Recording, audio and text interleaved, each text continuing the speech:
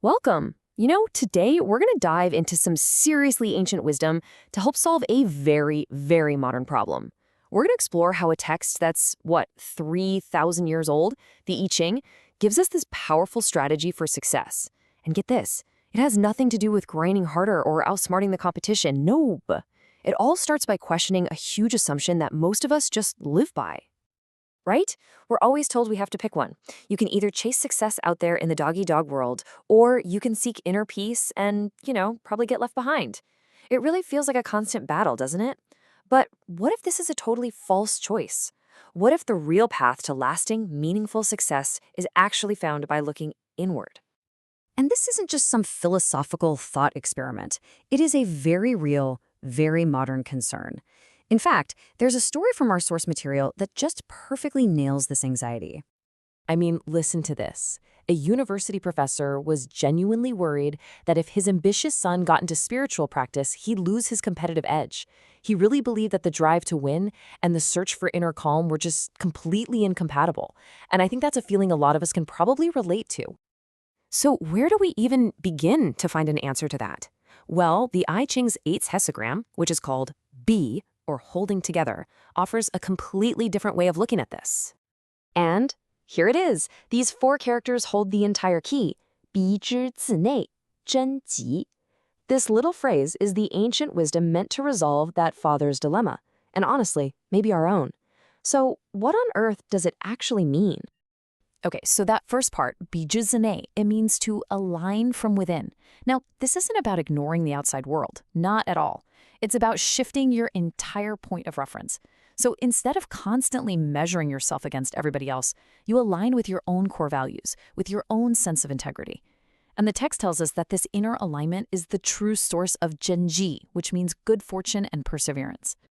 And what's so cool is that this idea of looking inward for your strength, it's not just in the I Ching.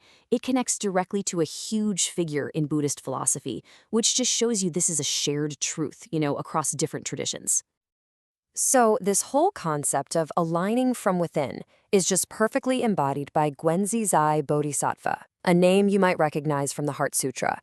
Guanzi Zai is the absolute picture of someone who has achieved that profound inner balance and acts from that place of incredible strength. Let's actually break that name down, because it's built on 2 pillars.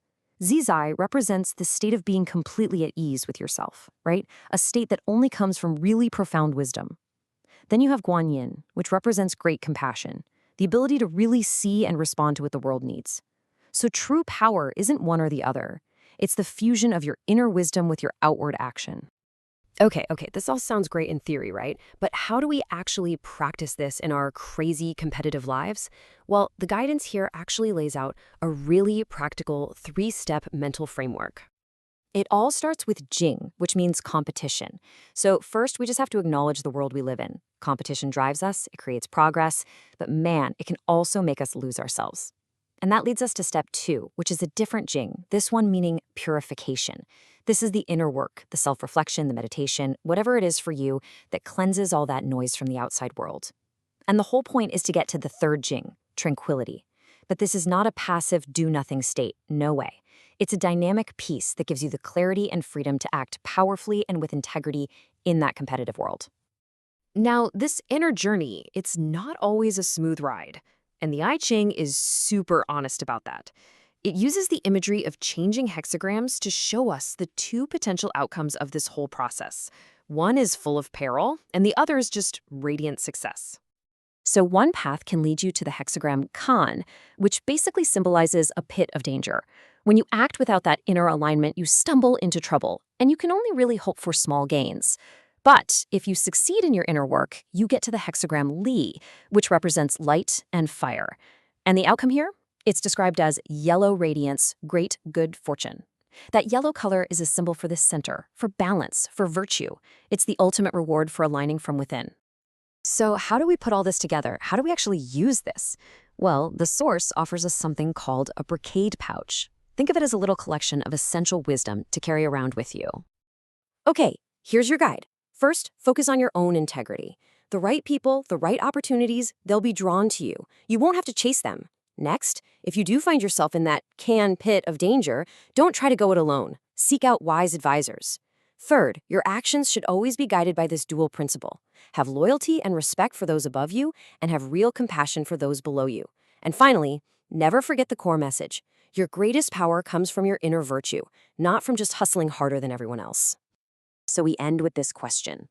In a world that is constantly screaming at us to look outward, at our rivals, at our numbers, at our next goal, this ancient wisdom asks us to do the exact opposite. It suggests that by anchoring ourselves on the inside, we don't actually lose our edge. We find something so much better, a more powerful, more sustainable, and ultimately a much more rewarding way to win.